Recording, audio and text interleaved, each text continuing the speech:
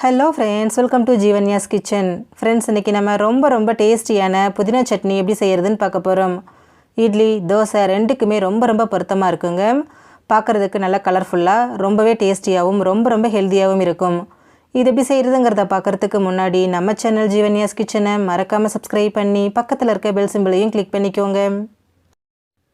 இந்த சட்னி செய்ய ஸ்டவ்வில் ஒரு பேன் வச்சுட்டு அதில் 2 டீஸ்பூன் எண்ணெய் சேர்த்துக்கோங்க. எண்ணெய் காஞ்சதும் இதில் 2 டேபிள் ஸ்பூன் கடலைப்பருப்பு, 1 டேபிள் ஸ்பூன் உளுத்தம்பருப்பு, 1/2 டேபிள் ஸ்பூன் மல்லி விதை சேர்த்துக்கோங்க. சேர்த்துட்டு ஸ்டவ்வை மிதமான தீயிலே வச்சுட்டு இது எல்லாமே ஒன்று போல் நல்லா செவந்து வர அளவுக்கு வறுத்துக்கோங்க. ரொம்ப கருக விட்டுறாதீங்க, சட்னியோட டேஸ்ட்டு மொத்தமாக மாறி போயிடும். பாருங்கள், நல்லா வறுபட்டுருக்கு, ஒன்று போல் செவந்து வந்திருக்கு பாருங்கள். ரொம்ப செவக்க வேண்டாம், இந்த அளவுக்கு செவந்தால் போதும். இப்போது அதில் இருக்கக்கூடிய எண்ணெய் எல்லாத்தையும் வடிச்சிருங்க. வடிச்சிட்டு அந்த பருப்பை மட்டும் தனியாக எடுத்து வச்சுருங்க, அப்படியே இருக்கட்டும். நான் இதை டைரெக்டாக மிக்சர் ஜார்லேயே மாற்றி வச்சுக்கிறேன்.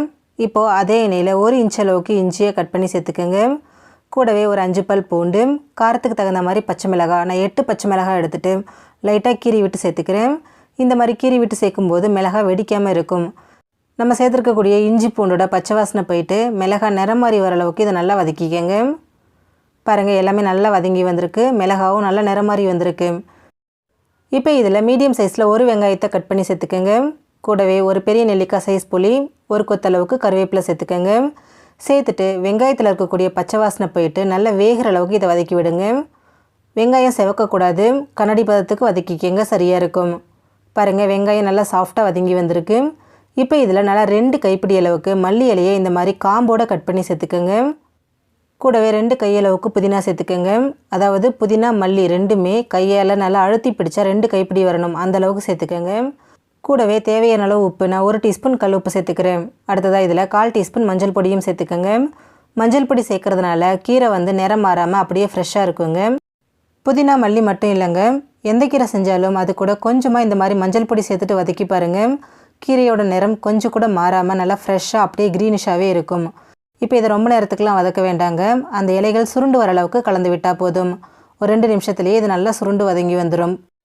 அவ்வளோதான் பாருங்கள், புதினா மல்லி ரெண்டுமே நல்லா சுருண்டு வதங்கி வந்திருக்கு. இப்போ இதில் 2 டேபிள் ஸ்பூன் அளவுக்கு துருவின தேங்காய் சேர்த்துக்கோங்க. தேங்காவை சேர்த்துட்டு வதக்க வேண்டாம், ஒரு தடவை நல்லா இந்த மாதிரி கலந்து விட்டாலே போதும். கலந்து விட்டுட்டு இதை ஸ்டவ்வில் இருந்து எடுத்து அப்படியே வச்சுடுங்க, இது கம்ப்ளீட்டாக ஆறி வரட்டும். நம்ம ஏற்கனவே வறுத்த பருப்பு எல்லாத்தையும் மிக்ஸி ஜாரில் தான் சேர்த்துருக்குறோம் இல்லைங்களா, அது கூடவே இந்த புதினா மல்லியையும் சேர்த்துக்கோங்க. கூடவே தேவையான அளவு தண்ணி சேர்த்துட்டு இதை நல்லா நைஸாவோ இல்லை கொரகொரப்பாவோ அரைச்சி எடுத்துக்கோங்க. நான் இன்றைக்கி கொஞ்சம் கொரகொரப்பாக அரைச்சிருக்கிறேன், நல்லா திக்காகவும் இருக்குது பாருங்கள். இது அப்படியே ஒரு பவுலுக்கு மாற்றிக்கோங்க. கூடவே உங்களுக்கு சட்னி என்ன கன்சிஸ்டன்சி தேவையோ அதுக்கு தகுந்த மாதிரி மிக்சர் ஜாரில் கொஞ்சமாக தண்ணி விட்டு அலசி அதையும் இது கூட சேர்த்துக்கோங்க.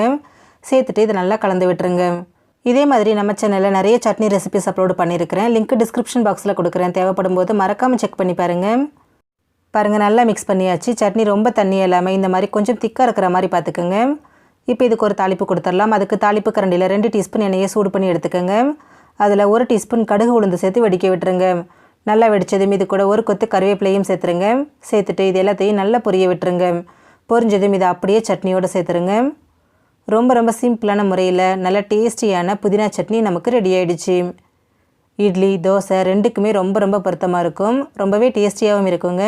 ஃப்ரெண்ட்ஸ், நீங்களும் இந்த ரெசிபியை ட்ரை பண்ணி பாருங்கள். இந்த வீடியோ பிடிச்சிருந்தா லைக் பண்ணுங்கள், ஷேர் பண்ணுங்கள், கமெண்ட் பண்ணுங்கள்.